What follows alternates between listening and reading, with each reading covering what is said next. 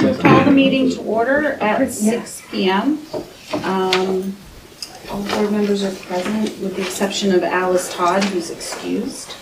And we'll welcome our student members, Colby from Belmont Middle School and Tyler and Maddie from the high school. So welcome, Tyler and Maddie. I know this is your first meeting, so thanks for being here. First up is review and approval of the December 10th public meeting minutes. Make a motion to accept, what was the date? December 10th? December 10th, maybe? Any discussion?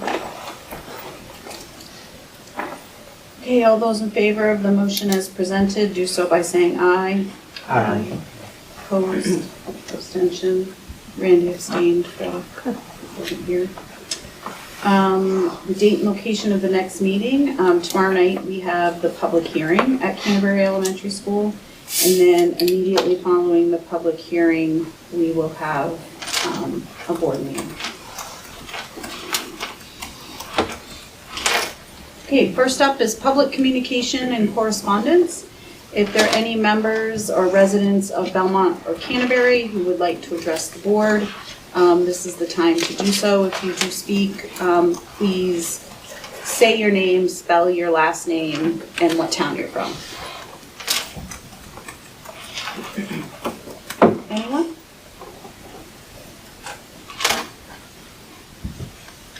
Okay. Sure?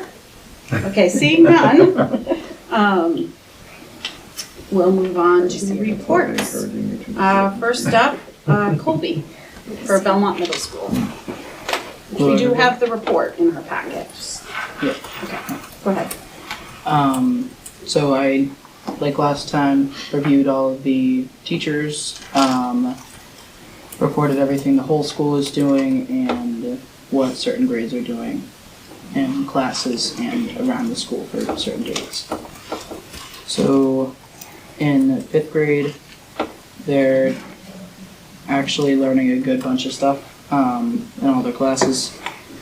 Like photosynthesis, they're watching their synthesis. They're watching a mystery plant grow.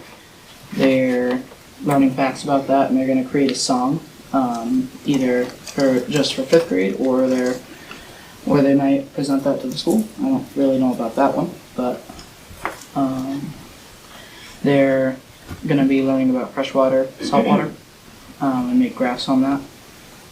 In ELA, they're working on characterizations in novels. They are going to be doing research in informational writing, and I'm told that will most likely take a long time. So, in math, they're learning and working on budgeting. They're doing their math snapshots that all grades are doing. They're working on setting goals personally and as a grade and a team. In social studies, they're learning about different cultures, what they did, what they were like, their activities like Incas and Aztecs. They are doing fun travel activities, time travel activities for just as like a bit of fun along with their learning. They are also going to be quizzed. I actually quizzed the 5th graders on what they were doing because Mr. White, the teacher, wasn't there. So I surprised all the students. I was like, so what are you guys doing in social studies? And they were... you guys paying attention in class, right? I love that. Yeah, that was pretty funny. That was actually pretty fun to do. Yeah. Yeah, I looked right at them and, what are you doing? In reading lab, they're doing their their IXL winter diagnostics, and working on Greek and vocabulary, along with argumentative writing. In the 6th graders, they are learning in science about earth science in general, with the water cycle and weather and climate. has some main keys in that. They're also getting deeper understandings of phenomenon and everyday activities and just what happens every single day around us and why. In ELA, they are learning how to take effective notes while learning how to use reliable websites for their writing. They are learning good, neat ways to organize their notes for subtopics, learning how to make neat work, cited pieces, learning how to write powerful, informative essays, and they're going to present their topics self-wise by using a strong PowerPoint that they had to create and showing it in just 5 minutes. So it's a good way of learning, like a good control in the main fact they should be getting at. In math, they're learning about and working and learning on rational numbers. They're going to put rational numbers on a number line and learn how that works. They are going to be learning about solving inequalities and solving absolute values. They will be working on dividing fractions, doing decimal operations, and they're also going to learn on the distance on the coordinate plane. In social studies, they are working on a leadership unit while they learn about a historic member named Ernest Shackleton and his failed quest to reach the South Pole, learning that his leadership seems to keep him and his group alive while they were stuck down in Antarctica. And how his leadership worked. They're going to be working on a country project, and they're going to learn the 5 themes of geography. In Reading Lab, they are also doing winter diagnostics on IXL, and they are reading and working off of the novel. So, in 7th grade, we're doing in science, learning about Earth's layers, the sections with them, what they do, their different facts and personalities, I want to say. We had to make models and projects for the layers, and we're learning about tectonic plates, what they do, how they work, and their map, spots, and shape. ELA, they are working on writing narratives, reading a short story with a movie after, and reading a book called Uglies with chapter questions and vocabulary. In math, they are learning about and working on integers, learning and working on how to solve radical equations. In social studies, they are learning about the steps to the revolution that will lead into learning about the American Revolution. For the steps to revolution, personal timelines of dates leading up to the revolution itself were made, and there were tests if needed, if the timeline was failed or. In Reading Lab, they are reading Nothing But the Truth, doing work based on the book, working on roots to different vocabulary, learning parts of and ways of vocabulary with subjects like verbals. In 8th grade, they are learning in science about physical and chemical reactions, and they are working on Earth and space science. In ELA, they are writing personal New Year's papers and learning how and writing poetry. In math, they are working on volume of 3D objects in blocks 2 through 5, and in block 1 they are working on rate of change for algebra. In social studies, they are learning about the causes of the Civil War, and they are learning about and talking about the upcoming inauguration. The 6th, 7th, and 8th graders had the Christmas dance last year, if you want to say. The whole school had and will have a scholastic book fair, a student-led assembly, the annual Gobble Wobble, which raised about 2,000 pounds of food for who it was donated to.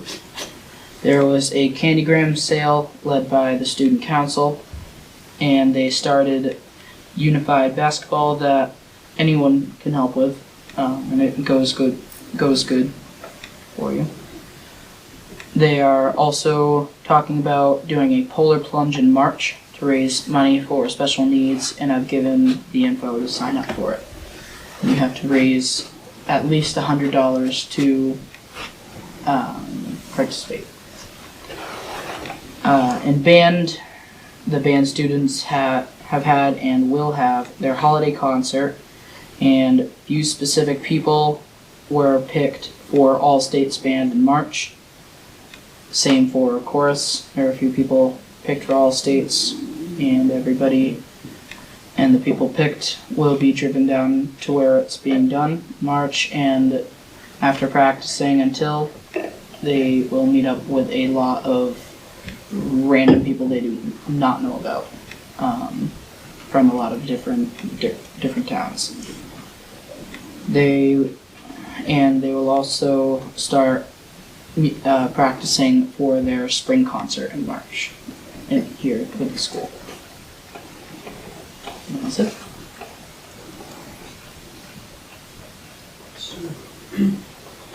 Colby. Colby, how do you explain again how you get all of this information? Do you meet with each individual teacher? So yes, I did go with individual teachers, went off of announcements. I talked to different students, like the 5th graders, quizzed them and had them go, what? So that's how I got all the information, and then I ordered it, how it got it set up how I did. Great, it's a lot of information. Yeah. Well put together. Thank you. So I'm curious, did the 5th graders know? They must They have. did actually. I had a couple, I had one 5th grader that seemed almost excited to tell me what they were doing. Right? I was at what they were doing. There was like 7 kids in the corner, just like, I don't know. And then there was one kid pointing and one kid that was giving me a very strong description of what they were doing. So, Future student rep. Yeah. Great. Other questions before we trauma? We appreciate the information and the way you go about doing it. I think it's nice you do different things to get the information. Thank you. All right, Tyler and Maddie, Belmont High School.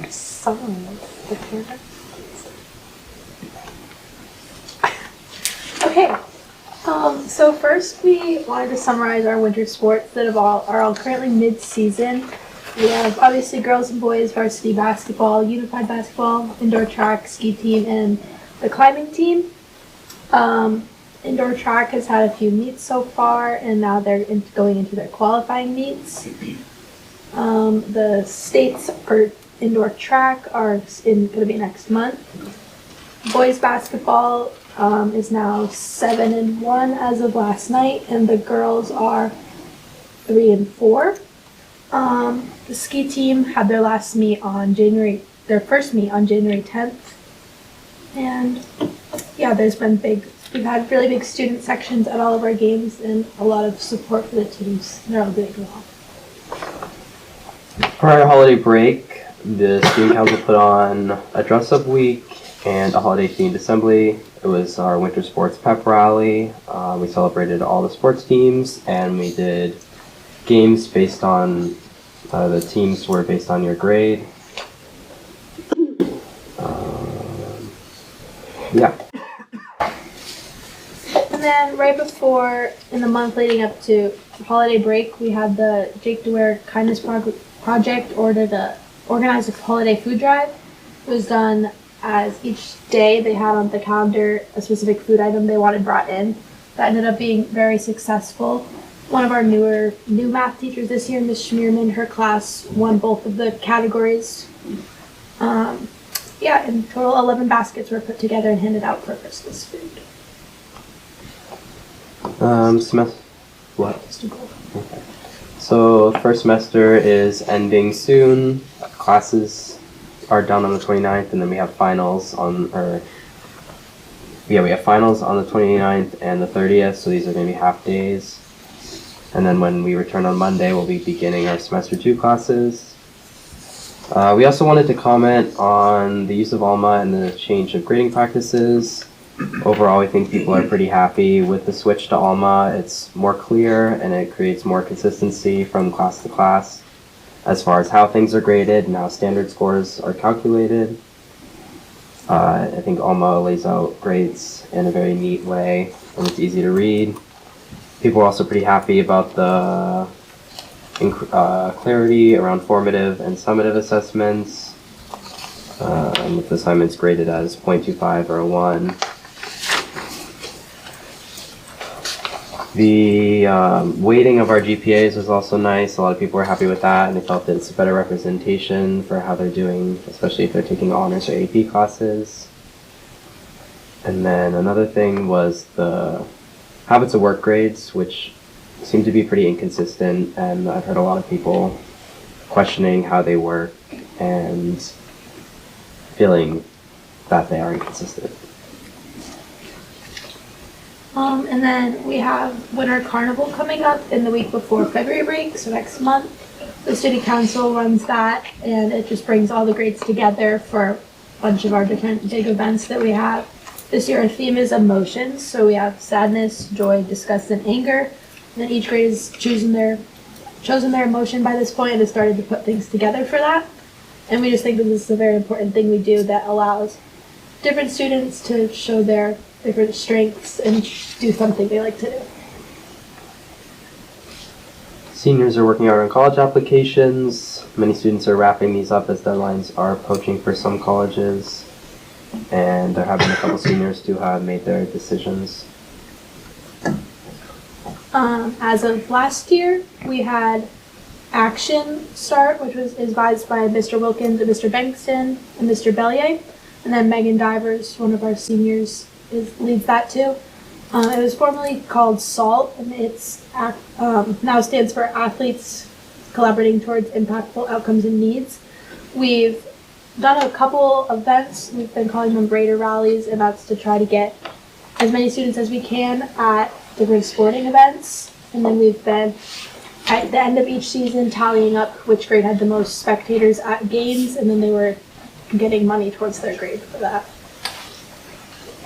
The National Honor Society members hosted a staff breakfast before school on Thursday before holiday break. Members began with sign-up sheets and organized food and refreshments to bring in for the staff.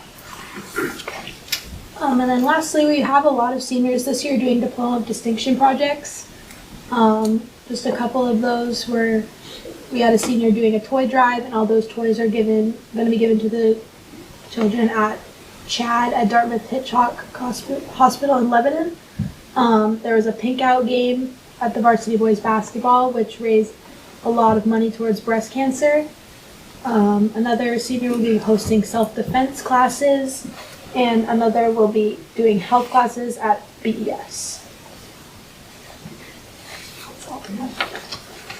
Questions for Tyra and Ned?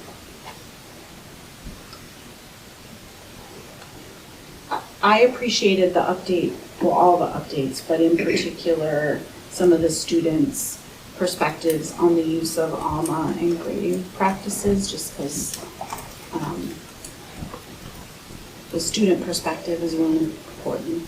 So, yeah, just a follow-up question on that is, how were the student reactions learned? Like, did you go around and asking people? Like, are we talking 5 students? Like, I asked my 3 friends, or was it a bigger group? Like, I'm just curious how you get all the information. I mean, I didn't ask everybody, but I did hear from a lot of people, and just kind of my friends, I would say mostly, but I don't know. If you like, I can go more in depth for the next meeting if that would be better to, I don't know. But I mean, it was kind of just Definitely moving forward. You guys are into the first semester of it. So we'd definitely be interested to hear, how it is moving forward. Yeah. And if you have the opportunity, to poll, different groups of students, moving forward, that would be great. Yeah, I definitely talked to a good amount, but I can see it would be helpful to talk to as many as possible, so. Doesn't have to be everybody all at once, but. Yeah. Questions, comments?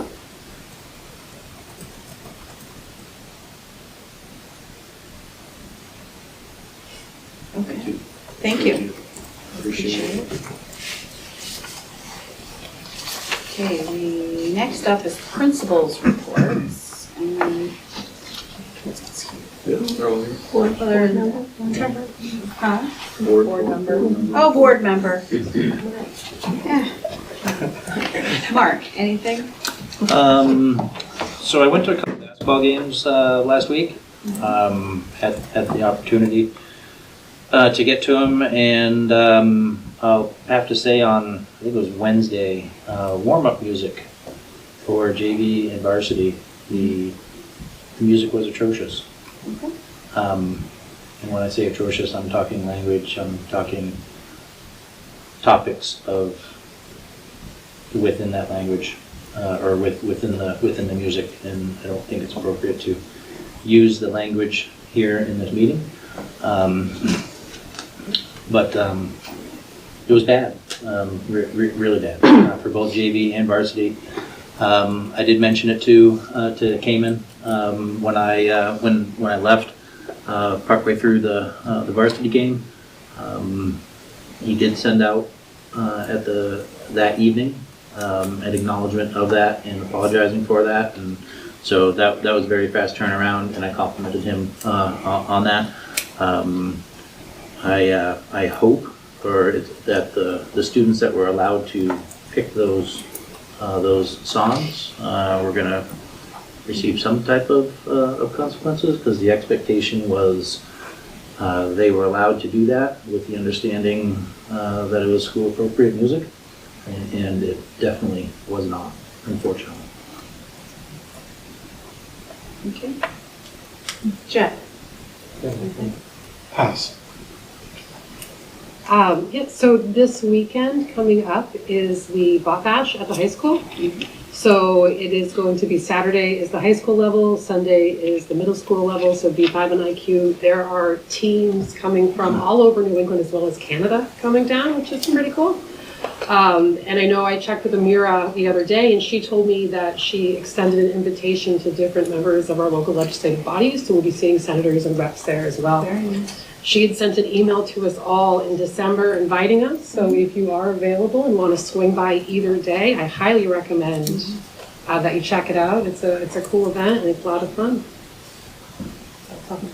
Oh, and Mark, I did hear from a couple other parents that were at that game that shared your concern about the music, just so you know. Yeah, So you weren't the only one. When I was at the game, I mean, there were some parents that shared the fact that it wasn't the first time either. So I can't speak to that personally. I mean, the only games that I've been able to get to was last week. But yeah, it was pretty bad. Nothing. Just so you know, the following game was cleared up and the music was appropriate. Mm-hmm. Yeah, it was. And that was only their second home game, so I think they're on the right track again. Okay, now principals reports. We'll start with Canterbury Elementary School. Mrs. Chev's report is in the packet. So does anyone have questions for Mrs. Chev? Anything you'd want to say? Oh, there. Hi, I emerged from the back. Anything you We're want? calling it the kids' table. Okay. Share. I mean, you definitely, again, love the pictures and Thank you. things like that in the report. We've been very busy. We had a really great, busy December, like all the schools. Lots of festive events mixed with academic events, team building and camaraderie building things. And we're off to a really great start for January, just hitting the ground running with all of our initiatives and academics, really having a nice start to 2025. But I'm happy to take any questions. Sean? You mentioned, I think Mr. Hill did as well, the online presentation in December. Yes, And I think attendance was small. yes. What was the attendance? So I had one CES family and Ben had a handful of BES families. But we went through the whole presentation and folks gave us really great feedback on it. They said it was really helpful, cleared things up for them. Fortunately, we did record it, so we plan to post it on our websites as long as the recording is of good quality. Thanks. I have a question. So I know like in the past, we kind of talked about some behavioral issues and stuff at CES. So Mr. Hill wrote in his that he's kind of taken this approach where he appears to have great success in their school-wide assemblies and challenging their students to setting goals and the importance of attendance and put numbers in, which I love. Are you adopting anything similar at CES? So we are continuing our goal-setting initiative from past years. This is actually year 3. And I referenced that in the beginning of the report around the science academic standards. And we really used the opportunity to do that as our primary focus to help develop students' understanding of essential questions and content-focused questions. But we didn't want to step away from also supporting students for good pro-social activities and behaviors as well. So we continue to have a PBIS committee that puts out initiatives every couple of months.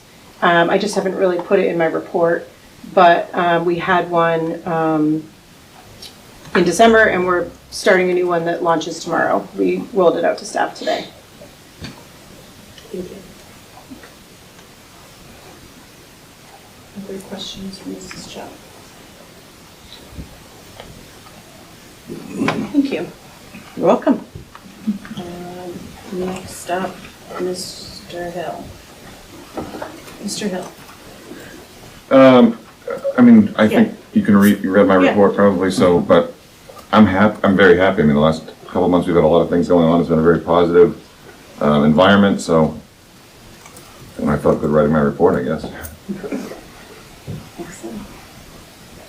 I very much appreciated your data in your report about how your different efforts and goals were done. And I'd like to applaud you because your reports usually are a great balance of different things at school, and then you historically have talked to us about staffing issues. It looks like those are getting potentially better, but I do like seeing the good, the bad. So.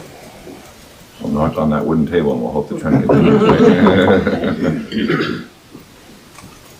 Other questions from Mr. Hill or comments?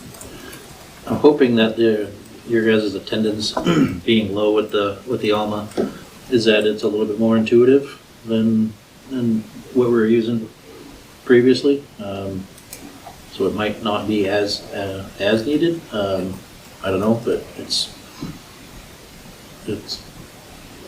because you were walking everybody through accessing. Oh, the attendance at that online webinar? Yeah. Sorry, Right. I was on attendance. Yeah, okay, gotcha. Yeah. We're on a that's- school attendance, right? Yeah.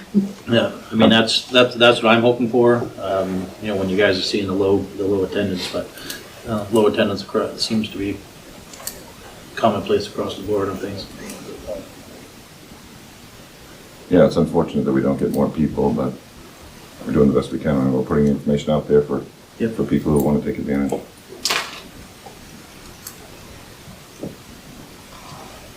Any other questions, comments? Okay. Next up is Mr. Pope. Hi, everyone. Just a couple of things to kind of focus on or comment relating to my report. We've had similar positive comments about Alma with our student, staff, and parents, I would say. One of the biggest challenges that we're facing right now with Alma is getting the parents engaged in using the parent portal. And we can see that and monitor that. So we have a lot of families that aren't actually logging in to see their kids' grades. So we're trying to work with families to be a little bit more active with that piece of it. Because it's just, if you haven't been on it, it's just such a good, easy tool to use. So we're sending out emails, we're putting out notifications in our daily bulletin. those types of things. So we're hoping to get a little bit more engagement with our parent portal. And sometimes a lot of questions can be answered, for a parent, maybe emails or sending a phone call, things like that. A lot of that stuff can be answered if they just engage with their students' portal, which is also good because they can access, multiple students across the district too if they have families. So we're working real hard to try to do that. We've also put up computers at our open houses and different events that we have. We've invited many parents in to work with our office staff to get signed in and logged in and password resets and things like that. So we're working on it, but that's an area that, we'd like to see, get a little bit better. We're just about to kind of complete our third progress report. So that's coming up towards the end of the month. So another report's coming out. Our progress report's evolving, and every time we make little tweaks to make it better, look nicer, a little easier to read, things like that. So that's come along really well. So we're pretty excited about how that's shaping up. Colby did a really nice job talking about the academic pieces. The other piece that we're focusing a lot on at the middle school is the social emotional learning. Put a little bit in our report. We also had a guest speaker today that came in and spoke to our students about mindfulness and overcoming obstacles and setting goals and things like that. So we're really trying to focus on that with students in addition to their academic pieces. So pretty busy. We're finishing up all of our kind of benchmarking and things like that. So data's coming in on some of those things, which I can provide for you on the next report too. So happy to answer any questions. Questions for Mr. Pope?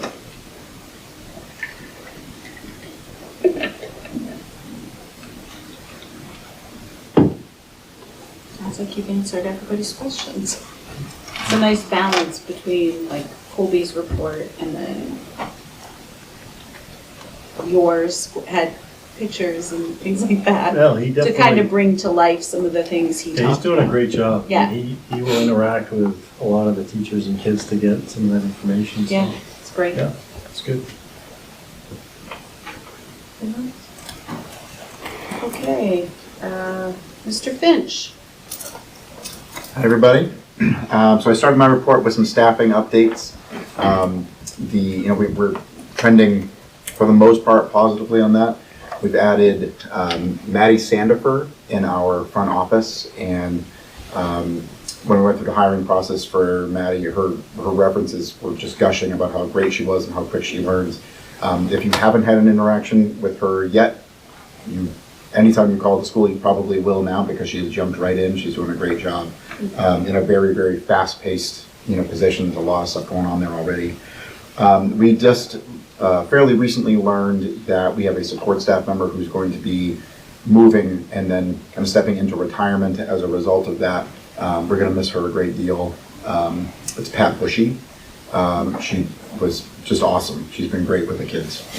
So we'll miss her a great deal. It does open up a support staff position that we'll obviously be looking to fill.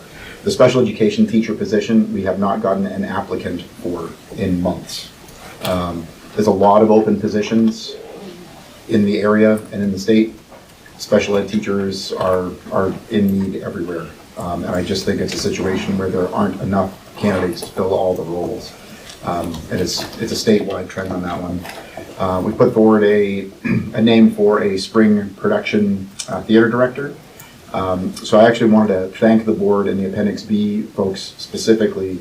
The way that we were able to restructure our pay methods for the a fall production and a spring production allowed us to continue the search, and rather than having it be one person who has to do 2 full productions, being able to do it production specific allowed us to bring somebody in who is able to do it in one of the seasons, who has a tremendous amount of theater background, has already been working in other high schools, has put on productions before. I think she's going to do a great job.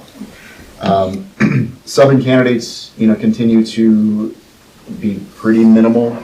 Some have leaked in, and we get great candidates.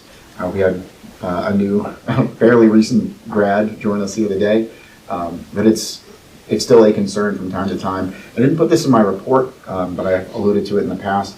We also hired John Helmers to be our semester 2 science teacher. Yesterday was his first day, so he is basically shadowing, working with some other members of the department right now, getting familiar with the structure of our classes, proficiency scales. He was at our faculty meeting today, so he has jumped right in. I think he's going to be a great addition. And that means that we are not going to have to make any of the dreaded adjustments to semester 2 science classes that we really wanted to avoid as best as possible. So we're kind of back to where that was. As Tyler and Maddie alluded to, we're coming to the close of our semester. One of the things, so we've had our 3rd progress report. On Friday of last week, I sent out it's almost like a progress report key. It's in your packet. You can take a look at that, and it kind of outlines how to look at that report and track, okay, so what is my student on track to do or to be? Are they on the track for honor roll? Are they on the track for this or this or this or earn credit? Some of the students who weren't necessarily on any of the tiers of ineligibility, so they weren't getting a message from Mr. Bellier. Mr. Bellier and I actually opened up Alma, and this is one of the nice things about Alma as well. It's not just accessibility for students and for parents. The way that I can maneuver through and see students' grades and grade books and all that is significantly easier. It's so much easier. So we took a day, he and I took a day, we literally looked at every single student's progress report, every single standard. And while we were looking for students who, were having some difficulties and not necessarily on track to get credit in that class, we also identified some students whose course grade was looking pretty solid, but they had a number of standards that were either really close to not passing or actually not passing. So Ms. Sandville, myself, Mr. Bellier, I think, met with a couple of them, some school counselors, met with those students to make sure that they understand that. Like, just because you have a 2.3 in the class doesn't mean that you're on track to get credit because you've got standards below a 2. The most positive thing is not great and not positive as those meetings sound, literally every single student understood where they were in their standards, that they need a 2.0 in each of the standards in order to get credit. There was not one who wasn't able to articulate that. So that has been a message that's gone out in literally morning announcements. I've said it on the intercom every morning, in principals updates at the end of the week, in one-on-one conversations, teacher conversations. So it's great to know that while we made a lot of changes, the students are aware of it and they know what the expectations are for them to earn credit. There's reference in there to finals, but that's just, it's pretty boilerplate type of stuff. The project, and it was a huge one, of getting all current students' transcripts uploaded into Alma is now done. So freshmen all the way up through seniors have a transcript that we could either send to a college or university, or if a student transferred, we would be sending them an Alma transcript, no matter how long they have been with us. So school counseling, particularly Ms. Kamiri, put in a whole lot of hours into that. It was great. I know Silas is here, and he did a lot of work into that as well. So that was a huge thing to check off the list. I always try to outline some of the great things that our School to Career program is doing, and that's something that I put in my weekly updates as well. We have kids going all over the place. So Ms. Ingram, our School to Career coordinator, works very hard to personalize a student's opportunities. So while we've talked in board meetings in the past about many students going to the Hewitt or participating in programs in Winnisquam, we have a lot of kids who are looking for things that have nothing to do with any of the programs at either of those 2 locations, and she finds a way. She will burn people's phones apart calling and trying to get a contact for a kid. So she's really a standout individual who works very hard for individual kids. We had 3 vocalists from our chorus qualify for All-State, which is great, especially from a small school and a small chorus. Our chorus numbers are up this year, which is great. If you haven't been to one of the chorus or band concerts this year, they have all sounded fantastic. They've been very, very exciting to attend. And actually, Maddie and Tyler alluded to most of the things that are in my kind of activities and events section. So obviously you have a board report and you've got some details on that. But they covered the big stuff. So I'd be happy to answer any questions you might have. A question. Sure. you can get a feel for like if my kid's family has logged in to check on their grades in Alma. I can see the date. What's that? I can see the date that they last did. Do you have any reporting or information to provide you with knowing if 2% of families are logging in or 50% of families? Like, There's not like a stock report that we get to see that. I don't know, you have to build a report. You have to build reports in Alma, and it's pretty easy. They have to build the report for you. We have to call the SAU because we got to pay for it. But the accessibility of the date makes it so we can at least check and see if this cohort of students, is there some connection between them not doing very well in their classes and, as Aaron was talking about, how well people are engaging in the program. So I don't know of a report, but it's something that we could look into. yeah, it sounds like the students are, from what I'm hearing, having a better grasp of where they're standing. Yep. I just don't know if the parents know that, but they have that opportunity, but I don't know if they know how to take advantage of the opportunity, Yeah. or if they're just deciding not to take advantage of the opportunity. So when I look at individuals' accounts, I can select what type of account, right, student account. What I will do sometimes is just click on a random student and start looking at that date and then scroll left or right to see, this kid, this kid, this kid. For students, particularly if it's midweek, they have logged in within the last 24 hours. Whether it's checking grades or it's checking on their attendance or that's where they schedule their TLTs or, it's because it's such this central resource for so much of what they do. I think it's urging them to use it more and more and more, which if they're checking on where they're going to be for TLT, I think some kid, well, there's the tab for my grades, I might as well check that too. And Alma has evolved through the year too. There used to be, when you look at a student's grade book, there was all kinds of different tabs there and it was kind of clunky. Our contact there figured out what was wrong, she resolved that, and it's a lot more straightforward and simple now. So I've been very happy with the program. Other questions? Thanks, everybody. Thank you. All right, Steve. Steve is in our packet as well. He's over there at the kids' table. Anything, your report seemed self-explanatory. I just tried to highlight that the new emergency generator was installed. Yeah. The gas is there, we got 3,000 pounds of propane sitting in the ground to run it. There should be no issues with that. We're running it once a week to make sure everything's flawless. It's been commissioned, everything's all set.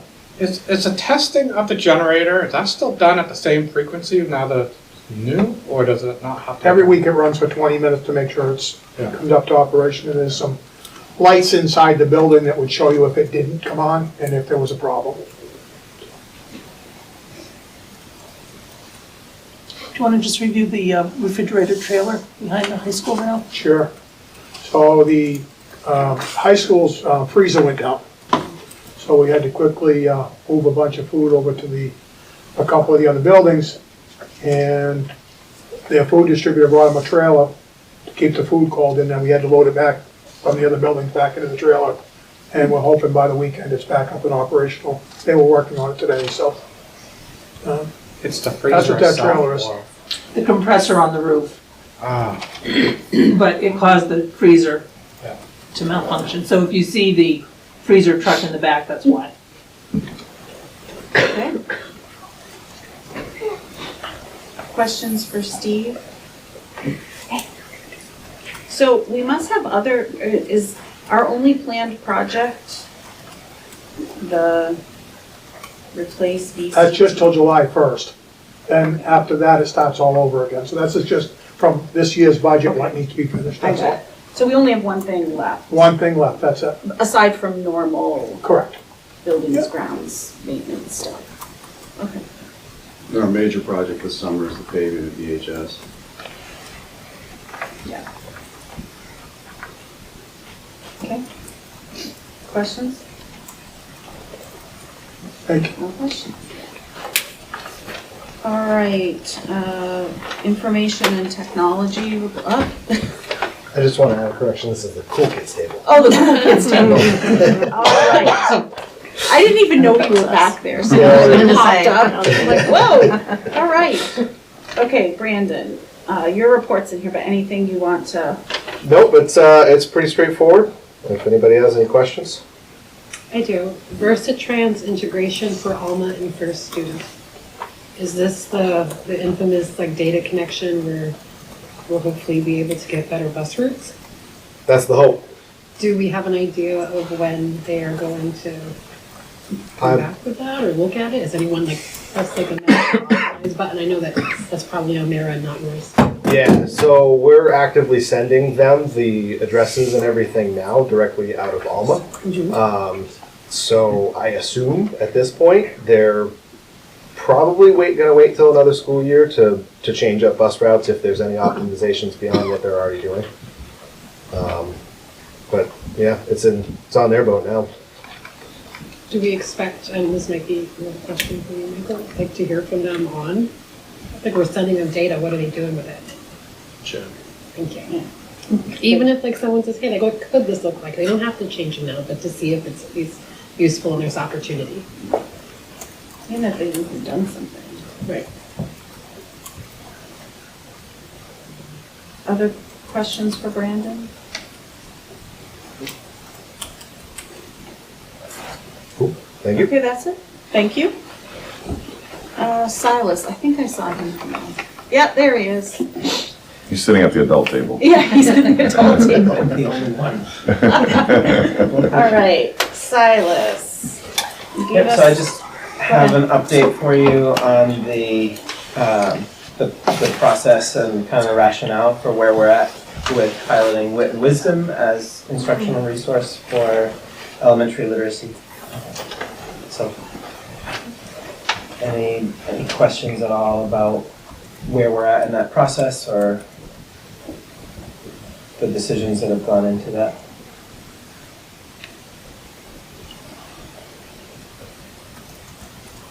At what point do we come to an end of just gathering data and move into something more concrete? Because you've been in front of us, I don't even know how many times, and the focus seems to be gather data, and we've tossed back to you a few times. When is that going to come to an end? And you're still coming to us with gathering data. Yep. So as laid out in here, this is the process that is going to get us to where we want to be, and we will have more for you in March as we continue using the resources and giving teachers the chance to implement in their classrooms, get the training they need, and be able to see Arts and Letters, which is a new iteration coming from Great Minds. It is not published yet, so that's why we won't be able to implement any of those resources before March. But we're doing everything we can to get teachers to see it and understand how it links to what they've been able to use from Wit and Wisdom, and hopefully improve on it based on the same feedback that we've been hearing from our teachers in terms of what will be improved in Arts and Letters. So is that Marchish is the... Yep. I will say, Mark, to respond to your question, we meet weekly, meaning the elementary team, Aaron and I, Silas, Christine, our reading specialist. And I guess I can understand why you're questioning, like, why is there such a delay? But we're in a unique situation where Wit and Wisdom has some issues the teachers have brought up. Mm-hmm. They're producing a product that responds to those issues. So we don't want to rush into throwing tens of thousands of dollars at something when there could be something better right around the corner. So I think the path we're taking is the right one, even though it's going to take us a little bit longer. Sure.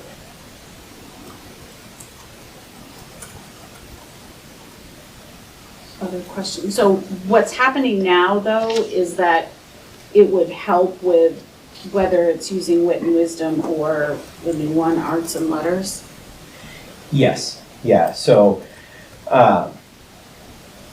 most of it is aligned, so, similar texts and themes, but just slimmed down a little bit to make it more manageable in the time frame of lessons, as well as streamlined so that it's easier for teachers to access what they need and do the planning to prepare for lessons. So that's the changes that we're anticipating with arts and letters.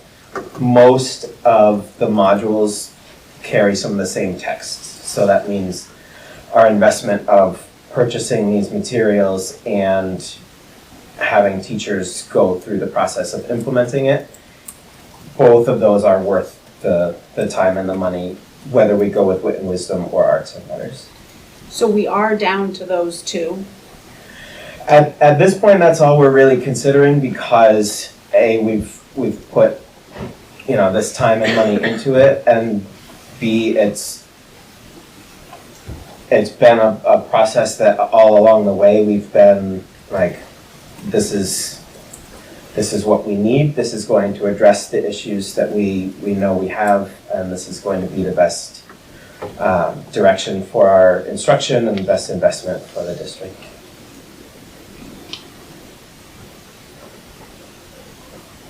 Yeah, I'm asking too, because I'd hate to have us do all of this and then you come to us at that, whether it be March or April or whatever, and say, okay, now we want to move to CKLA. Yeah.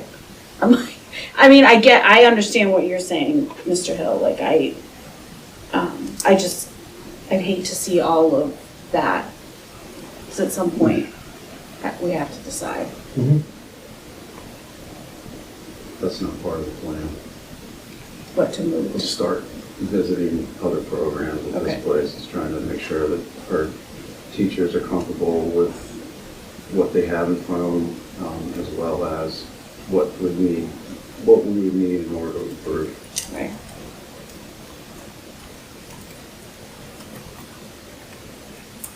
Other questions? Okay. Thank you. Thank you. Okay, next up is Mark requested that this be put on the agenda, so I am turning it over to you, Mark. Okay, so the agenda says high school staffing. And to preempt everything, I'm in this purpose of this conversation, I'm not singling out any staff member. Unfortunately, there's been a couple of classes that have prompted some conversations that we've had with the board, and we've had questions to Mr. Finch. I just want to make sure that I'm not singling any one person out. It's just how those conversations came to be.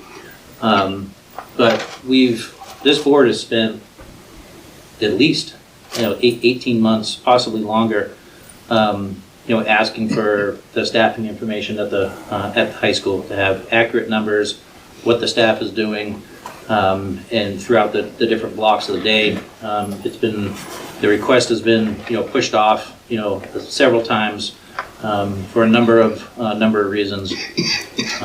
We were finally given information in December, but it was averages. It wasn't specific numbers within the classes. That might have been the same night that we needed to push the budget forward to a public hearing. I don't remember if it was that one or if it was the following meeting. But this request for staffing, I feel we've been requesting it since I came on the board, and I'm coming out on 2 years. So this has been pushed off for 2 budget cycles. At this point, I feel that it's been deliberate, and I think the board and the community is owed an explanation for it. At one point, Mr. Tercey, you got a little bit upset with me when I was asking questions for the staffing, and said the only reason we want that information is to add or eliminate positions. Well, my thought was that there's another option or another answer, and that we could determine that we're adequately staffed. But still, to this date, we can't make this determination. When we did get specific numbers for the high school staff, it was still inaccurate. We questioned a couple of classes that seemed to have low student numbers. When I put that information into a graph that was presented to us, I saw that a staff member who we were told was teaching during a prep time still had an open class. When I questioned that, not only was I scolded for going to Mr. Finch for requesting this information, which is what he told us to do at that meeting. I was then told that faculty member was involved for TLT time during that extra block. Now when I figured out and asked multiple students how the TLT time works, that's time between blocks 2 and 3. It's not an official block 1, block 2, block 3, or block 4 time. So now I'm back to either understanding incorrectly that the faculty member may not actually be teaching during their prep time, and back to having a prep with extremely low numbers, or there's some other reason. So I'd like to know why. I'd like to know why accurate information as to the high school staffing is so difficult to get. I don't understand it. Why does there seem to be a deliberate delay of information and purposeful omission of information? I don't understand that either. The board and the community, again, I think they deserve an answer to this. The only way I can feel to interpret this is that something is purposely being hidden from the board and community. And after the deliberate refusal to provide this information to the board and purposeful omission of significant information, I'm fairly certain that the option of the high school being adequately staffed is probably not the case. Based on the graph that I used, I think the high school is overstaffed, and is being hidden from the community and board. So that's where I'm at. As far as the staffing goes. I didn't vote for to push the budget forward. Still, again, being given not accurate information. I still don't think that this should go to the hearing. I feel that we should have a special vote in June after we get information from the high school for accurate numbers, accurate staffing, accurate time that's being used as far as resources go. So what is your request? So my request is I would like to see, in hopes that the board agrees, an accurate and detailed account of what all faculty are responsible for during all blocks of time throughout the day for the 24-25 school year. This should include quarter, semester, year-long classes. It should include special ed faculty, aides, classroom teachers, all faculty at the high school. That's what I'd like to see. And still, again, even the last round of information that that we received once I put it out into a graph, it seemed off. And when I asked some questions about it, I get an answer which does not appear to be a correct answer to it. So I'm throwing my hands up in frustration, in disgust that we can't get accurate information. So you're requesting, you would like the board to request. Also, just to inform everyone, I did consult the School Boards Association to get some clarity on just for us, individual board members making requests to the superintendent or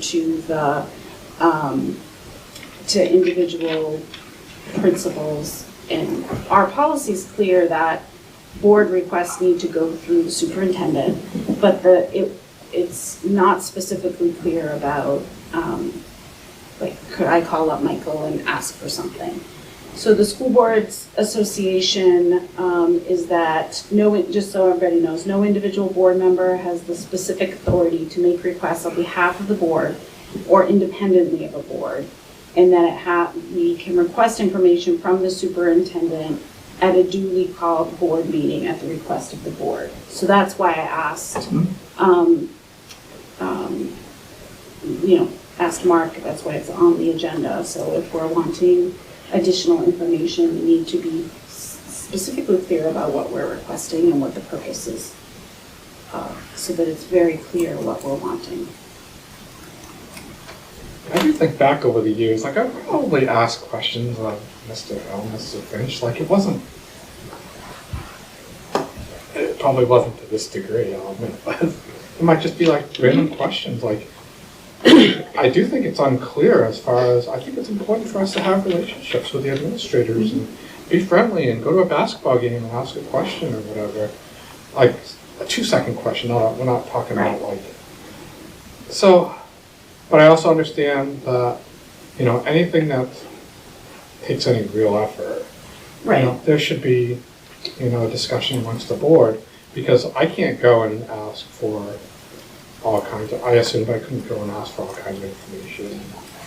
I would think that the board as a group should make that decision, whether that's important to the group. So I thank you for getting that information, because I don't think that was clear to me, and I've been here for a long time. It didn't see, it was more, let me also be clear, it doesn't mean we can't talk to administrators or be at a game and talk to someone. It was more if we're asking for something, to be really clear that it should be coming from the board as opposed to a member. So I'll admit that from the get-go, I asked for this information probably right off the bat. Sometimes I'll ask for information and I don't necessarily know how I want it, and so I feel like I take some responsibility in that, because if you're gonna ask for it, I guess we get the whole board to kind of come to some agreement, but I think we need to be crystal clear on, I like spreadsheets. I like to see it in a spreadsheet form so I can sort and do stuff. I think if we want information, we have to be crystal clear. And I wasn't early on, and I'm sure that helped drag out this process. I don't necessarily know specifically what I was looking for.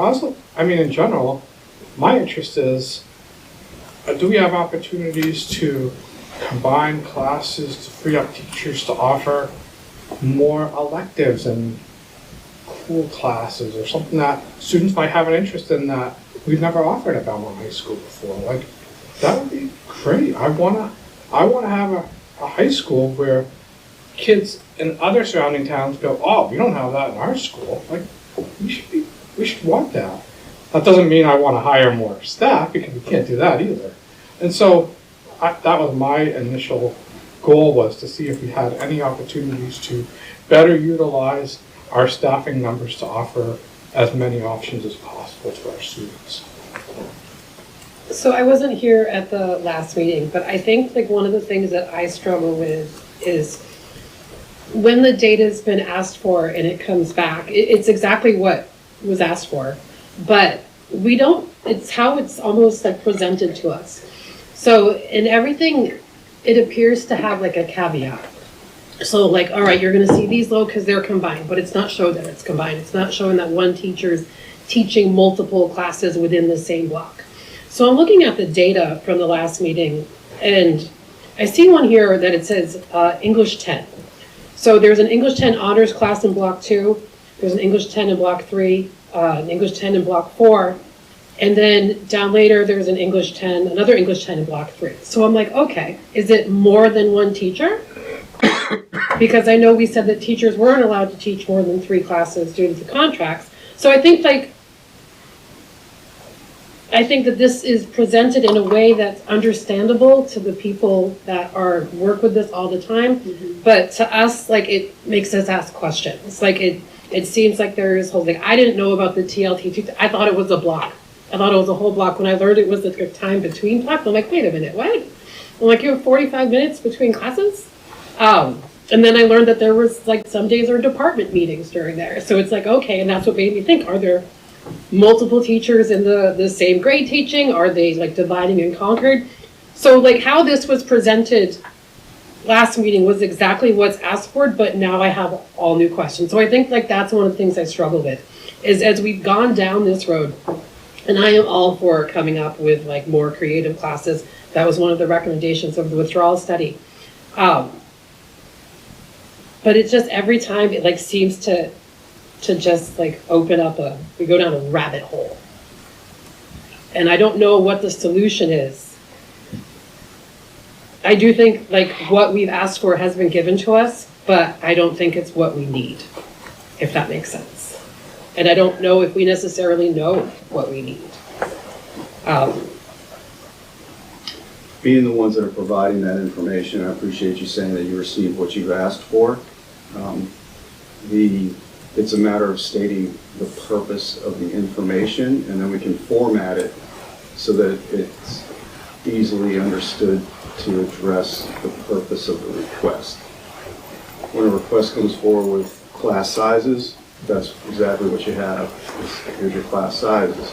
If the purpose is to look at something specifically, then we can provide that report in a manner that would allow the board to address the purpose of the request. Well, and I think the difficulty is maybe the purposes, there might be 7 different purposes too. Right. There's lots of things we could do. Like I also looking at the Hewitt numbers and I'm like, well, wait a minute. Like I know like the issues we have with the scheduling and the buses, and I'm like, there's 2 kids for this in the morning and 2 kids in the afternoon. Can it just be 4 kids for the same class at once? Like, so there's so many more questions.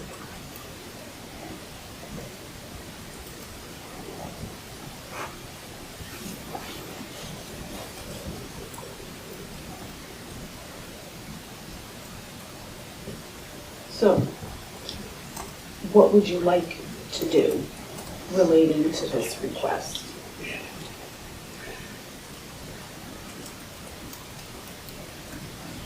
Again, I think there's different purposes.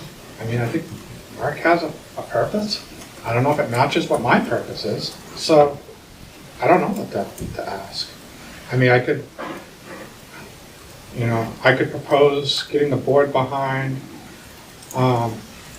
going to our superintendent and high school principal and say, come up with 3 new courses for next year utilizing your existing staff. I mean, that's one option without digging in and telling people, what their job is and how many classes they're teaching. Like, I get that. That's one option. One option is maybe we're overstaffed and, we cut the budget. Like, that's one option. I don't necessarily personally adhere to that proposed idea, but that's an option too. But I think we as a board have to be on the same page as to what we're looking for before we start sending 5 different ideas. So I will say for budget-wise, and correct me if I'm wrong, but I knew this might come up, so I had Mr. Tercey look into it. So we have to hold our public hearing tomorrow night. We have to hold our deliberative session. What we decide tomorrow night for a budget that goes forward to the deliberative session, we cannot delay the deliberative session. We could have a petition warrant article, correct, that would go on. Well, the deadline's today, but there's a petition warrant article to change when you have deliberative sessions, but we're bound by SB2. So I might not have captured that correctly, but. So to your point, Mark, about potentially putting out a vote to June, RSA 40:14 lays out specifically that how that happens. And that has to be through a petition warrant article or a warrant article that's put forward by the school board to move those dates to either April or May. June is not an option according to the statute. So at this point, even with a petition warrant article or a warrant article is put forward by the board, you're not looking until 26, 27 budget cycle to move those dates. If it passes. If it passes. Right. So it's not an option this year, we can't change those dates.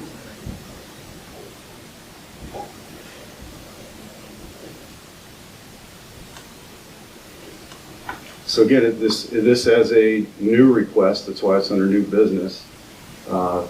We'd be happy to provide the master schedule at the high school, and Mr. Finch could crank that out quickly and provide that to you, and what's the purpose? First time I've heard you say because you felt we were overstaffed. So is that the lens that you want to look at it for? So the only reason that I say that as a potential is because it seems to have been so difficult to get an accurate portrayal of what's happening at the high school. So I don't want to sit here and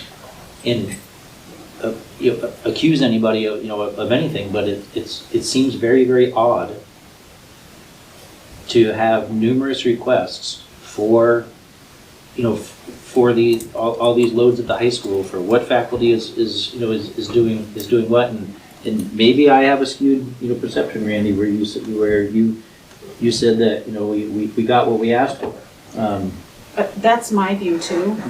We asked for a list of classes and how many were enrolled, is my understanding. We didn't ask for, I agree, that doesn't tell us what you're asking, the report we got last time, but my understanding is we asked for a list of classes and all the enrollment. We have not asked, that I have seen, and I looked back, not all the way back, a list of teachers, what classes they're teaching when for each, like what you're asking for now. So,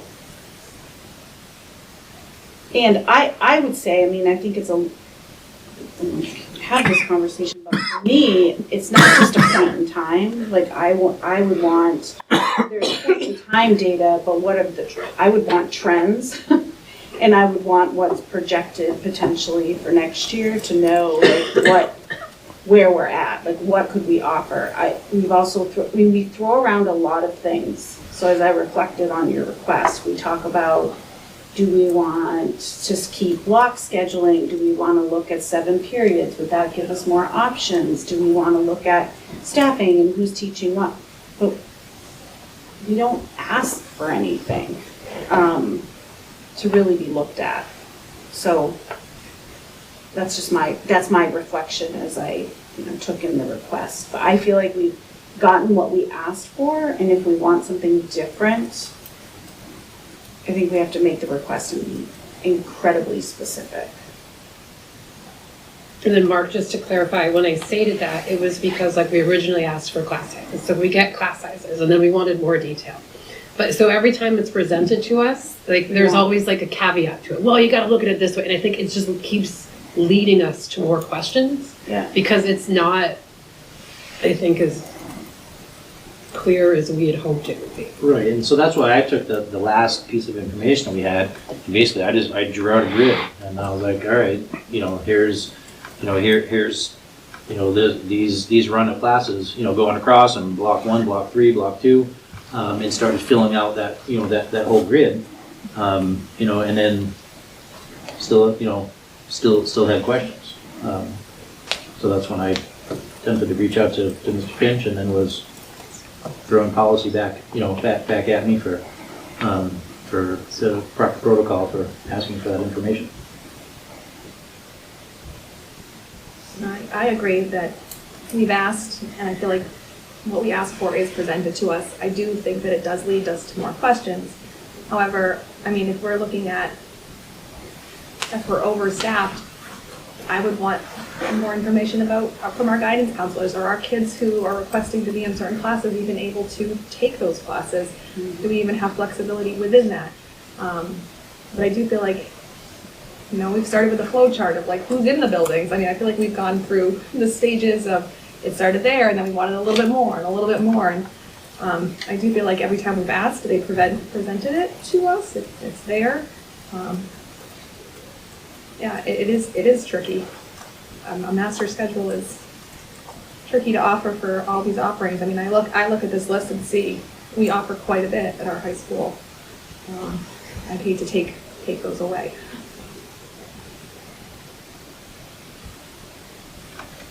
So it's still not clear what we're asking for.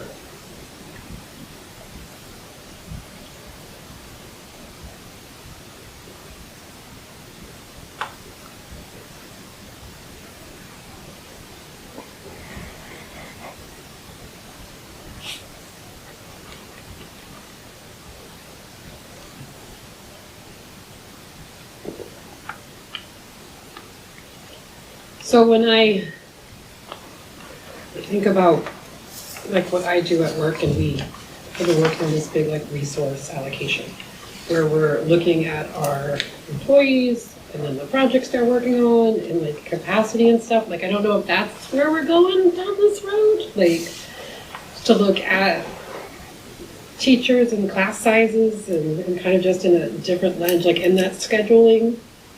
Like I'm not sure where we're going with this conversation, but.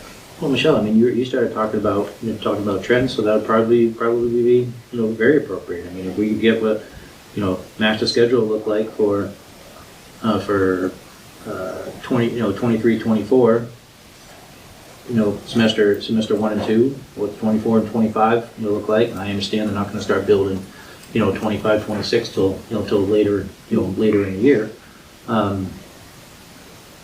But we might be able to get a decent understanding or a better understanding of, where the faculty are at, in the building, what classes are they teaching, is,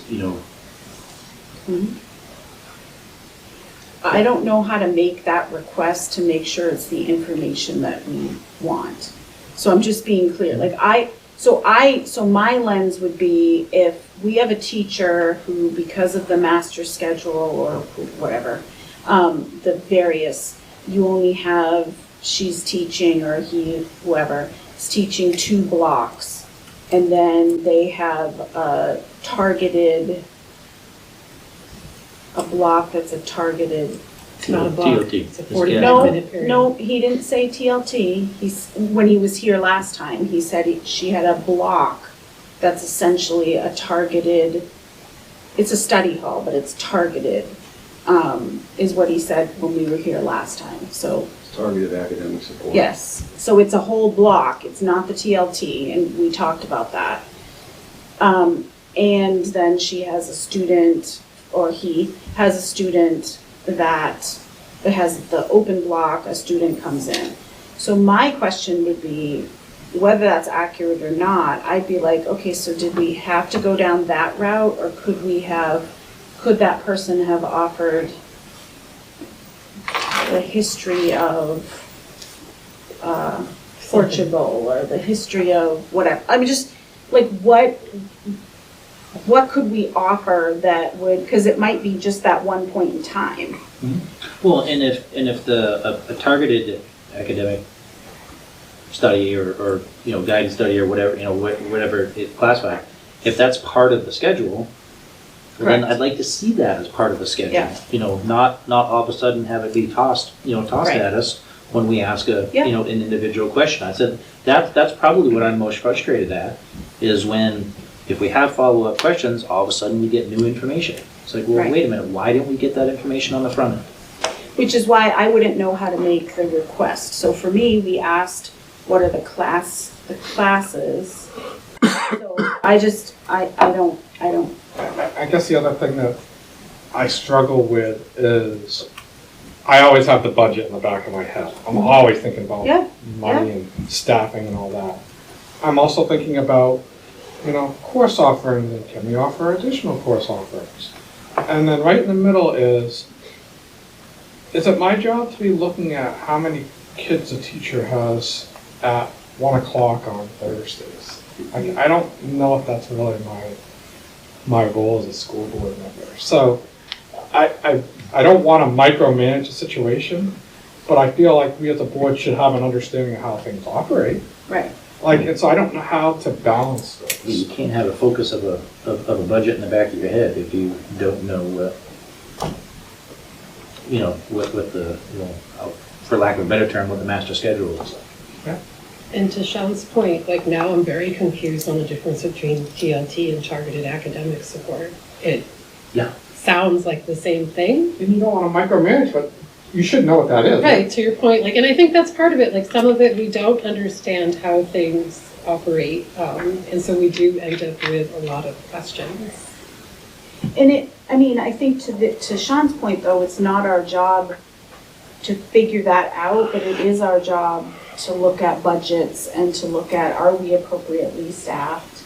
But we're also being asked to increase costs for substitutes, or being told that, teachers, they struggle with, the prep time and all this stuff. So, and then is it a term?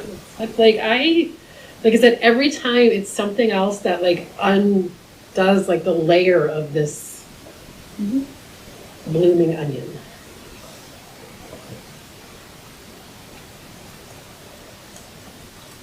There's a lot of complexities and variables involved. There are.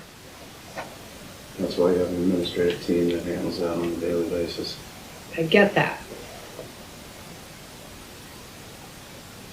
And I support the administrative team being able to do that, but when it does come to the budget, if we know trending, what are we gonna do if our numbers are falling in certain classes that are even at entry level but aren't a graduation requirement? And so what's the plan moving forward for that?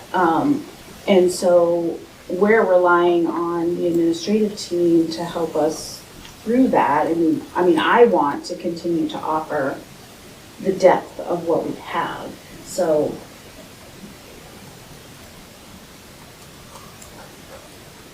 I think that we kind of need to take some time to seriously think about what we want, how we want it presented, and the multiple use cases to do with it. So now I'm looking at mindfulness practice and 18 kids. I think that's great.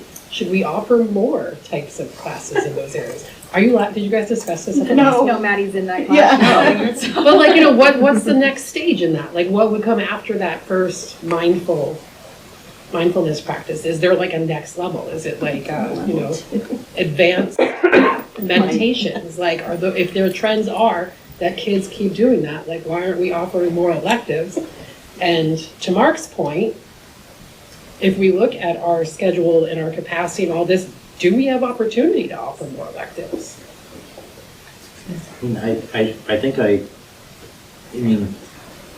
What I requested is that I'd like to know at a minimum, I don't know if everybody else does, what's the staff doing in block 1? What is all staff doing in block 1? What is all staff doing in block 2?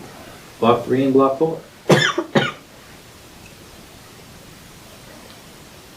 Is that in the master schedule, whatever I heard? Yeah. Yeah, it's all part of the master schedule. And what's the purpose of knowing a teacher's schedule, an individual teacher's schedule? Part of the purpose of the request to see individual teachers' schedules. We've identified it. Part of that is looking at it to see if there's any classes that, based on size could be combined. Is there opportunity for open blocks to offer more electives, to look at it to see if we're appropriately staffed within content, content and core. There's a multitude of reasons why we would want to look at a master schedule. But is it our job to, I'm just asking because I don't think it is.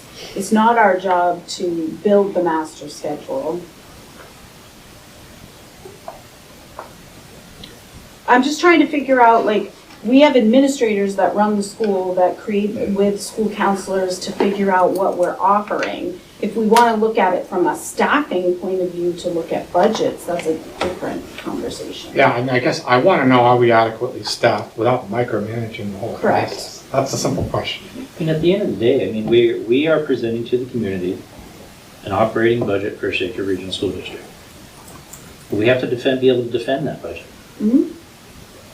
If we don't have an excellent working knowledge of what's happening in the four walls of the four buildings that exist within our district, how do we defend them? How do we defend the budget? And then if we get those numbers and let's say there's 3 kids taking something, do we as a board, are we saying, well, there's only 3 of you, so is that our job to say? That shouldn't be offered anymore. That needs to be combined. Or what next? There's 3 taking it in the first block, 3 in the second block, 3 in the third block. It's your job to make it 1 block of 12 kids. I don't think that's our. That's not our. But that's what I'm saying. Is that because that will be the next question? I can see it coming. Yeah. What? I have that next? question. Yeah. I get it. Yeah. I don't know what we do with the information. So, but if we don't, so let's just for purposes of conversation, say there, a faculty member is only seeing 12 kids a day, across 12 blocks. Is it our place to point out the solution to it? Not necessarily, but is it our place to say, we don't like what we're seeing? Please work towards, work towards a fix. Well, yes, that would be, in our role. I guess I would hope that I hope that the administrative team is looking at that. Like, I don't want to be like, okay, this one's seeing 12 kids and somebody else is seeing 60 kids. Like, I don't know. I don't know if I understand what you're saying. I'm just trying to figure out I don't want to be like, okay, this AP class only has 3 kids in it, so should we really offer AP? Or should we combine, can AP be combined with honors chemistry? Like, why would we, I don't know. Should we be directing the administration to come back with creative solutions or creative, like, identify what I don't know. What are you seeing? But in order to give that directive, we need the information. Right.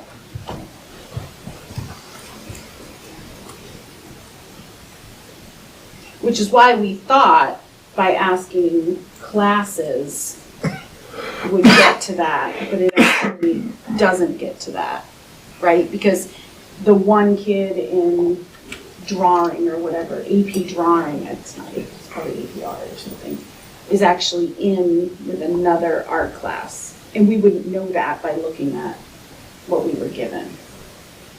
Yeah, I mean, I guess when we keep talking, I feel like we should try to get master schedule, whatever. We're all gonna get it, and we're gonna have our own lens that we're looking at it with. Like, you might be looking at it for this purpose, Mark might be looking at it for this purpose, Jeff, I might have a purpose. But after that, there's the opportunity for a board member to say, looking at the data, I think this. Mm-hmm. And then it's up to the board to decide whether they can get behind that, or they don't want to get behind it, or maybe they want to do something different. But is the master schedule I'm asking, does the master schedule give you, like, what things are combined? We can put it together that way. Because otherwise we don't have the right data, right? What I fear is that you're gonna do all this work and come back, and then what it's not gonna show is that, like, this kid is combined with this one because he has to go to Hewitt here because it's so complex. Exactly. It's You all. can't present that kind of information. So like I think we need to really think about what we want. Because they're, like, every time it's a little piece of something different that comes out. So, like, what are our use cases for the information we're asking? What is our goal? Like, and to your point, Sean, everybody has a different lens. But to back up Mark, I don't want to kick this down the road. I hear you. Wow. No, and I totally agree, but I also don't want them to do all this work, come back for us to say, we want to see this again. So, like, I think if, like I said, like, when you were talking about it in the master schedule, I'm like, all right, but then I thought about, like, the Hewitt case. Like, what if that's the reason things are combined? Like, it's not going to show us the whole picture. So, like, I just don't want it to, like, keep producing questions. Rather than getting a spreadsheet or a document or whatever, which is fine, can't we just, at the next meeting or whatever, future meeting, have whoever is involved in this process at the high school present to have an open conversation where they have the information that when we ask the question at the ready. I mean, that feels like the best way to do it is, can we just have an open dialogue about it? Maybe that's one option. I mean, I'm all for having information, having spreadsheets and whatever, but if we don't even know what we're asking, maybe we, Unless we have something to look at, and we keep coming back to, Mr. Jersey's term, a master schedule, without looking at something like that, that's what's going to generate the questions. in the absence of that, Yeah. what do we have to ask? Well, masters, I mean, I know it's not easy, but isn't that? As I said, we can get you the master schedule. It's But then the have purpose of the someone conversation. come in. Yeah, I'm sure Mr. Finch I'm would be more than thinking happy. more and to more answer that we should just have a sit-down conversation about whatever it is we're looking for. So the purpose of getting the master schedule, to know if we're adequately staffed, is that what we're looking at? Like, I'm still trying to figure out, I'm once not we sure get that, what next? I'm not sure we're all in the same boat there. Because- I mean, So when I that's look at kinda- it, what am I that's kinda looking where I'm for? at, is to be able to ensure that we're appropriately staffed. I mean, looking at everything, it may show that we're understaffed. It may show that we're overstaffed. It may show that we're appropriately staffed. I mean, there's three options there. I think that we all may have different definitions though about what's appropriately staffed. Well, sure, I mean, we're a board of sevens. Right. I mean, Um, well, right now we're a board of six because Jeff had a seven, but. And Alan's not here. yeah. I'm kidding. What are your thoughts on this, Jeff? Not to put you on the spot. Well, I just listen to everybody going back and forth, and I mean, I get all your points, but to like Sean's point and Mark's point, if you get the master list, you have it in front of you, Michael can get someone to come in and interpret what the master list is, and just look at what we have. Yeah, I'm good. Doesn't mean we're gonna do anything with it, or nothing with it, like, I'll be the first one. Master list, I haven't looked at one of those in like 25 years, I have no idea. You know, I have information, but I don't know what it is. So you know what it is. It may be one of those things like, great, we have like, I'm just talking because I don't have any kids in this school right now. We have like 20 math teachers, we got, you know, like 60 kids, like, you know, just something like that. And then maybe like Sean or Mark, like, okay, we can shift those to different classes and alternatives, like physics or something, I don't know, you know? I just think we're going in circles. So if we have a master list, we have someone come in, we look at it, they can tell us. But like you said, there's 7 different views going on, so. Well, we could definitely. But we'll all know the information, we'll know how to interpret the information, and then as a board, we have to decide what we're gonna do with that information. Yes. We may do nothing, or we may do something. Right. But if we don't know, you know, we're gonna keep, like Randy says, we're gonna keep going down this rabbit hole every time and make you guys work, print out papers and do stuff. It's just more work for you guys, more work for us to look at stuff, and I say we get it over with. What Just about look at it and be done. the 28th? Only has a business admin report. So Debbie, very important that day. Is that enough time to? I was gonna recommend canceling it, that was the only thing on the agenda. You available the night of the 12th? Be fine. Provide the master schedule to the board. Matt will be here, Mr. Finch will be here to explain it. And take it from there. Does that work? Yeah, and I forget if I've asked, I don't know I've asked this question numerous times, but I'll ask it again. Do we have software that we use to schedule students, or is this done by hand? We use Alma. Starting last year, we used Alma as a scheduling software. But then you get a first draft, and then there's conflicts. And so then people go back, your counselors and admin go back, and they relook at it, and they try to resolve as many issues as possible. And each time the schedule comes back, it comes back with basically a percentage of student requests in relation to how many we are actually able to match up. So, yeah, the answer is yes. But it's never a push a button and it's done. It's a how better can we serve as many student needs as possible, and that takes hours and manpower, and it's a lot of work that goes into it. So within that master schedule, can we know how many students are going to Laconia during whatever the, either block 2, block 3? I think that would be important to have as well.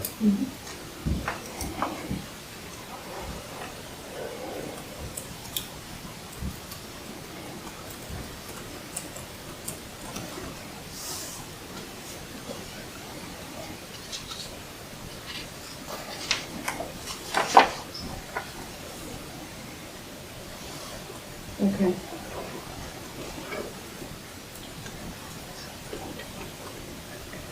Anything else, the request? You got it. For the 28th, we're going to provide the board with a master schedule. Mr. Finch will be here to explain the master schedule, and It'll include QA it'll when it's include on. QA. Hopefully I haven't taken this one. Okay. And that'll include the student numbers within that master schedule and specific classes. All right, anything else? Okay, next up is permission to plan. This is up for action, senior class trip. Fort Lauderdale.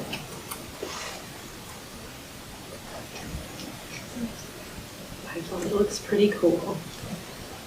Motion to approve the class of 2025 senior class trip permission to plan. Second. Discussion.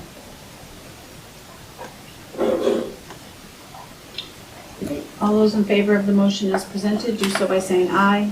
Aye. Opposed? Abstention? Motion carries.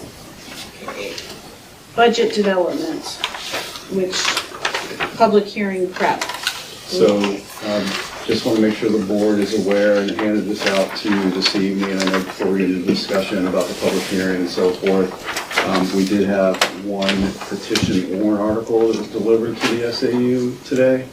And you have that wording there in front of you. The petition warrant article is to adopt an official budget committee. So that's been a petition warrant article and will be discussed at the deliberative session. I don't know if there's going to be anybody there that signed the petition. There was a little over 50 signatures on that petition to explain the reasoning behind the request for this petition. So all we can do is include it. It's not the board's responsibility to explain the petition request. But if someone is there, we could invite them to speak Absolutely. on it. I hope Okay. somebody's there. Yeah, me too. to I speak just, to it. yeah. I have some questions on it, specifically on how it's written. We have more than one school district here.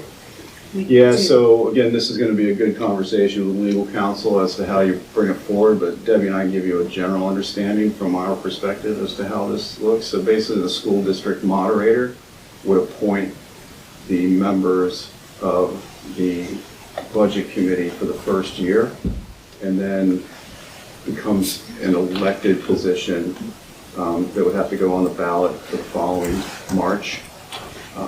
It doesn't look like it's town specific, it could be. It's not town Southern Belmont. specific, Yeah. so, Right, that's but what however, my understanding is that it has to sort of be the same makeup as the board in the sense of 4 Belmont, 3 Canterbury. And that doesn't have to be worded that way. I don't believe so. That's what we have to confirm, and I'll talk to DRA tomorrow, but my understanding is it follows the same composition as the current board. Can you also get clarification on the select board and school board member associated with this? Because we have 2 select boards and 2 towns represented for Right. each of our school districts. Yeah, our understanding that would be 4. So you Yeah, have 2 right. select board members and 2 board members. In addition to the 7. So you have an So same 11, way with Charles Study Works. so you have an 11-member budget committee. And keep in mind with the official budget committee, the budget that's brought to the voters is the budget committee budget. So the school board develops the budget, it's presented to the budget committee, and then it's the budget committee's budget. Yep. So like we don't have to talk about it anymore and we sit back, they do the presentations, like. They do the presentations. Yeah. Yes, so I would have to report their budget and whether your budget and what they recommend. So there may be a difference in the 2, but it's their budget that would go on the warrant. And So many then questions. their budget can only be amended by 10% up or down. Okay, so we do our normal budget process. They're just like hanging out. They're not on our advisory committee. They're like having dinner. They're doing fun stuff. They're home. They're home. Yeah. They come up with their own budget? for No, this? you meet, you come up with a budget. All right. We present to them. Then whoever's on the board that is representatives to the budget committee meets with the budget committee. Michael and I would also meet with the budget committee to say, this is the board's recommended budget. The budget committee then goes through and makes the determination of what they want for a budget. So if they were like, "All right, we're gonna slash this by 5%, they have to come up with ways to slash it by 5%. So that they have to essentially present a shadow budget. They can, I've seen it done both ways. I have seen where a budget committee has determined where they're going to slash the budget, and I've seen them refer back to the school board and say, cut 5%. So I've seen it both ways. Do we still get the advisory committee? No. So the only difference is they don't participate, whereas current advisories do participate and provide feedback. And then they just look at the end result and say, we like it, or we don't, and then they do all the presentations. Like, we don't have to. Well, and they can cut the budget. Yeah. They do the public hearings, they Yeah. do the deliberative. They do the We're presentation. just chilling. We're Instead then of the you ones at the having public dinner. hearing, they're presenting. You still have to be present because Right. my experience with budget committees is they're still going to lean on your school board members to present and help present that, because the school board went through the process of developing this budget. And as you all know, it's a complex process, and it's a detailed process that would be very difficult for a budget committee member to pick up unless they've been on a budget committee that's gone through school district budgets for many years. So it'd still be leaning on the school board to Right. help with the presentation. So as the principals meet with you to explain their budgets, they may also be asked to go meet with the budget committee to explain their budgets. So the staff has to now present twice. Yep. Correct. Potentially. It's another layer of bureaucracy to Yeah. the process. Instead of just saying, hey, we're Right. big happy. And you can't have the two together because then you have a majority of the board at a meeting that's not a board meeting.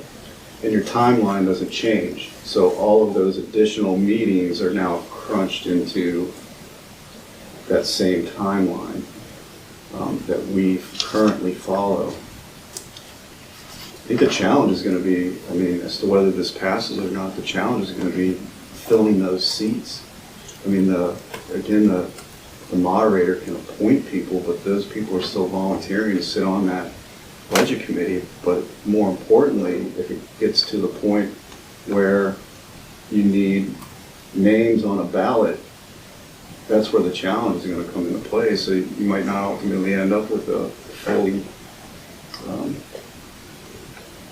full budget committee based on what this statute. Right. So that would be another legal question that may have to be included with the warrant or somehow addressed is, what if you don't have If you don't have a budget committee? If you have vacant seats, it's whoever's on the budget committee that shows up at the meetings making the decisions. Okay. So if like one person decides Yeah, to. so instead of they 11, say, you could "No, have we're gonna 3. slash your Yeah. budget." You know, for extreme. Yeah, because if you have vacant seats. Fast. And then I believe the board also has to note whether they recommend the passage of this or not when I print the warrant. This against each other? On this warrant article, Oh. you have to say the budget recommends passing or the budget does not recommend passing. This warrant Do article. we get to include a paragraph as to why? You would do that during the public hearing. You can't include a paragraph in the, And this is only voted on at the deliberative, it's not on the ballot? it is on the ballot. Yeah, it's on the Yes, ballot. it has to be on the ballot. So if somebody had time to write up, we could have the information for tomorrow. The public hearing is tomorrow. I don't know what the board wants for information, but it will be at the deliberative session. And between now and then, if there is a write-up, it can be included in the book that we have at the deliberative session. So I want to be clear, though, it's not the school board's responsibility to explain this warrant article. It's not your warrant article, this is a petition. Right, I'm hoping they can explain it to me. Yeah. You can explain why But we you could- don't recommend it, Yeah, I if would that's say we what. could take a stance one way or Right, the other. you and can take a support stand. or- Absolutely. Right. Absolutely. Right. Absolutely. So in the past, this warrant article, this petition warrant article has been brought up. My understanding was before I came to the district. I think it was the year before, maybe. Yeah. And this same petition warrant article was brought forward, and it was actually amended at the deliberative session Right. to form an advisory budget committee, which is what we've had for 9 years now. That's how we got the advisory budget committee. So this isn't new to our school district. Jeff, do you know how many empty, are there a bunch of empty seats on the Town budget. on the town budget committee? There's a couple. Yeah. So that's a fairly, I think that's 11 or 15 or. No, that's what I can look. At tomorrow night's public hearing, we will have to present this because it was submitted. Present it, meaning read it? Yes. I mean, we don't, Yeah, you're not presenting the, I'm not gonna put words in your mouth. It will have to be noted that this is going to be an additional article on the warrant that's not included in the public hearing book because it came in after the public hearing books were put out. Can it be, so it can be amended at the deliberative session, like someone could say, all right, like, you know what, it's not gonna be elected people, however we wanna change it so that the existing advisory committee now includes a select board member from each town. Like, because if this was originally brought up and changed to be reformed as that. It was reformed to an advisory budget committee. Okay. I don't think you can say it's not gonna be elected. If it's an official budget committee, they have to be elected, except for the year of The change to inception. advisory was done in a town meeting, not SB2 deliberative session, correct? No, I thought it was no, we town were meeting. SB2. Huh? We were SB2. We were at 9 years ago? I don't think it was 9 years ago. I It think was the year before Michael came. You think so? Which would be 10. You probably would. No, I remember the meeting. My first year here, was your So first you year weren't as S- SB2. Oh. First year We've been assessment. SB2 for 9 years. I thought we Oh, had so this the- during a town meeting too. So maybe. I know we had that this one I'll have discussion. to- We We've had had it it one several time years. under Mike Kozort. Yeah. Because he asked me to be ready with my letter to give to the board that I wanted to be on. Like that night. So that's another way you can Okay. do it. So I do not have a warrant article. You want that? I need to read this tomorrow. Sure. And you make copies of this, right, Debbie? Yeah. People? Yeah, everyone has a copy. No, I know we do, but you make copies. Oh, I will for make the- copies to put out, yeah, because I'm gonna have to make a notice. Yes. Their petition warrant article has been submitted. And then, before we sign the final warrant, you will have to decide if you're going to recommend its passage or not. Okay. So I can include that in the wording. So we would decide that tomorrow night after the board meeting. You could. I mean, Yeah. after the public hearing. Yeah.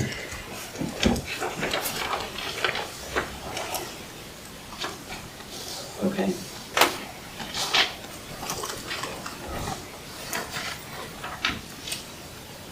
So,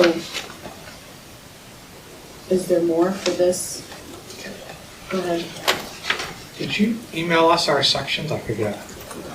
No, I reviewed them with you that night, December 10th, but I have them here. Yeah, could you email us? Sure.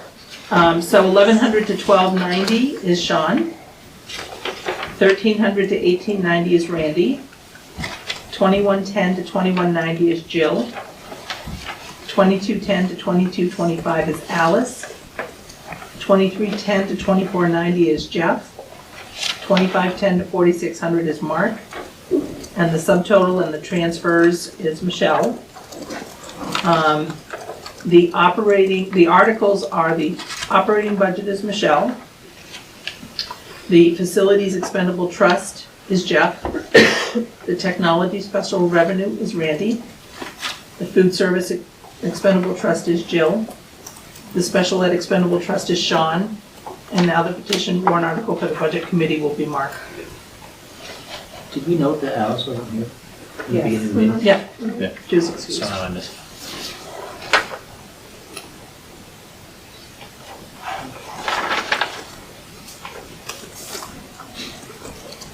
The public hearing books were all mailed out to everybody. And if you have any questions, You should have, you know, to all board members. do you want this one? Are you okay with giving me? Yeah, absolutely. Thank you. I opened your minutes. I got it. Last week. Yeah. Friday's weird. Okay, I got mine Saturday. I was out of town. Someone's still on They really wanted it. I'll never know. Okay, so. Are we good? We're good. Good. Horizon. So, back me up, Jeff. I think we should have a discussion with the board about some information from the Buildings and Grounds meeting regarding the air handlers. Yeah, that's serious. We should have a full discussion. So would you like that on the 28th? Sure. Yeah, as soon as possible. I'm also wondering, kind of short notice, but you may want to say something about it when we talk about the request for $150,000 to the technology, Buildings and Grounds Trust as well, because we've got some big expenses coming up related to air handlers that we haven't had a chance to talk about yet, but. And it can wait till the 28th? Yeah. Okay, it's not like. No. No. An emergency. We have to start thinking about it now. Yeah. Okay. Instead of the 26, 27 budget, it's gonna be, yeah, it's fun. It's a big number. You want that on the 28th? Yes. Yeah, we should start talking about it. Please and thank you. Let's do it.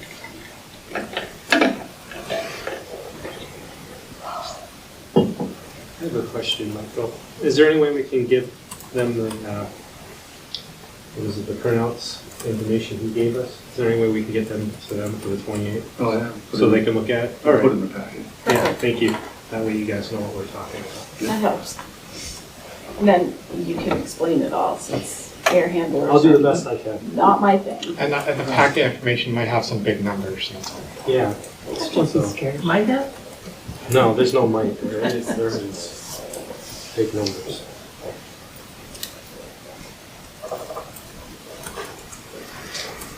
Okay, anything else for the horizon?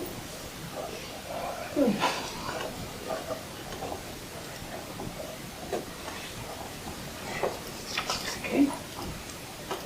Enrollment report.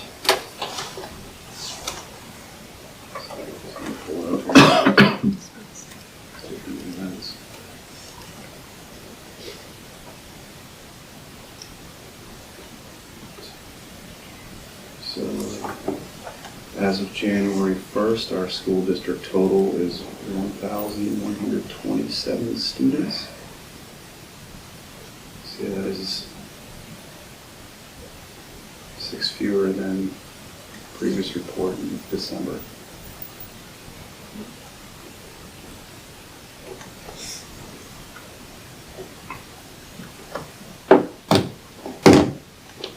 All right, any questions? Volunteer list? Motion to approve the volunteer list as presented. Second. Questions? All those in favor of the motion as presented, do so by saying aye. Aye. Opposed, abstentions, motion carries. Next up is Appendix B. Motion to accept the Appendix B nominations as presented. Second. Discussion. All those in favor of the motion as presented, do so by saying aye. Aye. Aye. Opposed, Abstain? abstain? Okay. Next up is public communication and correspondence. If any members or residents of Belmont or Canterbury would like to speak to the board, now's the time.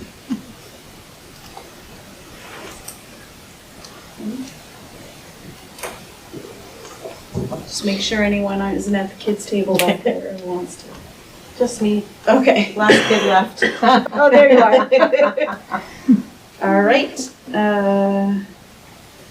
We have a staff request.